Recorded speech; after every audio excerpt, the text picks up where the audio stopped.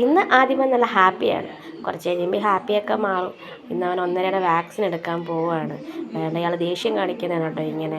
എൻ്റെ കുളിയൊക്കെ കഴിഞ്ഞ് ഞാൻ കാപ്പിയൊക്കെ ഉണ്ടാക്കി വെച്ചിട്ടുണ്ട്. അപ്പം ചേട്ടനാണ് ചുടുന്നത്. അപ്പം കടലക്കറിയാണ് ഇന്ന് സ്പെഷ്യലും.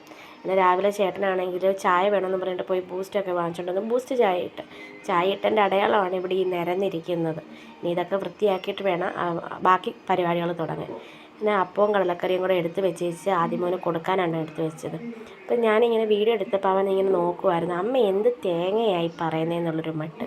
എനിക്കിവിടെ വിശന്നിരിക്കുക, എനിക്കതൊന്ന് തരുമോ? അങ്ങനെ പിന്നെ ആദ്യം മോന് കാപ്പിയൊക്കെ കൊടുത്ത് അവനെയും കുളിപ്പിച്ച് ഞങ്ങൾ റെഡിയായി ഇറങ്ങിയിട്ടുണ്ട്. അതിൻ്റെ ഫ്രണ്ടിലാണ് കേട്ടോ ആളെ ഇരുത്തിയിരിക്കുന്നത്. നമ്മൾ ദേവികുളങ്ങര ഹെൽത്ത് സെൻ്ററിലാണ് പോയത്.